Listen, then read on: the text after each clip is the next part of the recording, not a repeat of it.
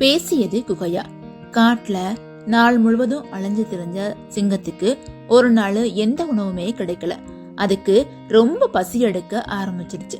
எல்லை மீறின பசியா மாறிடுச்சு. சிங்கம் புலம்பிக்கிட்டே வருது. என்ன செய்யறது? யார் அடிச்சு சாப்பிடுறது? இன்னைக்கு யார் மூஞ்சில முழிச்சமோ ஒரு பய சிக்க மாட்டானே. ஒரு சுண்டலியை கூட காணமே. என்னடா இது போதாத காலம். சரி, இன்னும் கொஞ்ச நேரம் முயற்சி செய்வோம். நமக்குன்னு சிக்காமலா போயிடும் அப்படின்னு சொல்லிட்டு தொடர்ந்து தேடிக்கிட்டே போகுது. தொடர்ந்து தேடியும் ஒண்ணுமே கிடைக்காத ஆத்திரத்துல, அடச்ச, எல்லாம் எங்க போய் தொலைஞ்சிச்சுங்க? ஒருத்தனையும் காணமே. ஒருவேளை எல்லாம் இந்த காட்டை விட்டுட்டு வேற காட்டுக்கு ஷிஃப்ட் ஆயிடுச்சுங்களா அப்படின்னு சொல்லி அதுக்கு மனசுக்குள்ள என்னென்ன தோணுதோ எல்லாத்தையும் சொல்லி திட்டி தீத்துக்கிட்டு வந்துச்சு.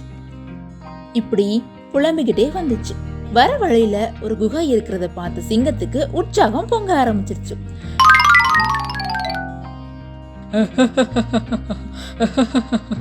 ஆஹா ஆஹா, கடவுள் இருக்காண்டா, கடவுள் இருக்காண்டா குமார் அப்படின்னு நினைச்சு சந்தோஷத்துல துள்ளி குதிக்க ஆரம்பிச்சிருச்சு. அதே சந்தோஷத்தோட குகைக்குள்ள போச்சு. உடனே பிளான் ஒண்ணு போட ஆரம்பிச்சிச்சு. இங்க நிச்சயம் ஏதோ ஒரு விலங்கு இருக்கும். வெளியில போன மிருகம் நான் இருக்கிறத தெரியாம கண்டிப்பா உள்ள வரும். அது மேல பாஞ்சு அடிச்சு தின்னு என்னோட முழு பசியையும் தீர்த்துக்க வேண்டியதுதான் அப்படின்னு நினைச்சு தன்னோட மனசுக்குள்ள பல திட்டம் போட்டுச்சு. ஆனா அந்த குகையோ நரியோடது.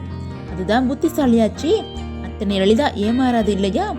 வேட்டைக்கு போன நரி குகைக்கு திரும்பிச்சு.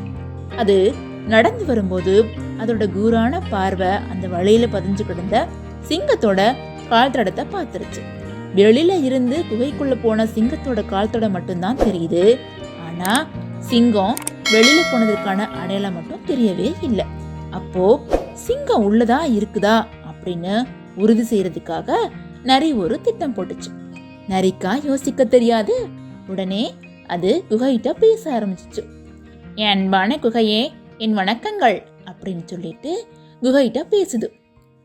கொஞ்ச நேரம் அங்க அமைதி நிலவியது. திரும்பவும் குகைகிட்ட நரிதான் பேசுச்சு. என்ன குகையே, நான் உனக்கு வணக்கம் சொன்னா நீயும் பதிலுக்கு வணக்கம் சொல்லுவியே, மறந்துட்டியா அப்படின்னு சொல்ல உள்ள இருந்த சிங்கத்துக்கு இது ஒரு புது குழப்பமாவே இருந்துச்சு. இவன் என்ன பைத்தியமா? குகை எப்படிடா பேசும்? சரி, நம்மளோட பசி தீந்தா போதும், வணக்கம் தானே, போனா போதுன்னு ஒரு வணக்கத்தை வைப்போம் அப்படின்னு நினைச்சுக்கிட்டு தொண்டையை கணைச்சுக்கிட்டு வணக்கம் வணக்கம், உள்ளே வரலாமே அப்படின்னு சொன்னுச்சு. உடனே சிங்கம் இப்படி சொன்னதும் மரண பீதியில உயிரை கையில பிடிச்சுக்கிட்டு நரி ஓட்டமா ஓடுச்சு. எந்த மிருகமும் வராததை பார்த்துட்டு ஏமாற்றம் அடைஞ்ச சிங்கம் பசியால மயங்கி உயிரையே விட்டுடுச்சு. குட்டீஸ், இந்த கதையிலிருந்து நீங்க என்ன தெரிஞ்சுக்கிட்டீங்க? நமக்கு வரப்போகும் பிரச்சனைகளில் இருந்து நம்மளை தற்காத்துக் கொள்வதுதான் புத்திசாலித்தனமும் கூட. அதாவது வருமுன் காப்பதே சிறந்தது. இது போல இன்னும் பல சூப்பரான கதைகளை கேட்க மறக்காம இந்த யூடியூப் சேனலை சப்ஸ்கிரைப் பண்ணுங்க. பக்கத்தில் உள்ள பெல் ஐகானை மறக்காம கிளிக் பண்ணி ஆள்ல கொடுத்துருங்க. அப்போதான் தொடர்ந்து பதிவிடப்படும் அனைத்து கதைகளையும் கேட்டு மகிழலாம். டாடா.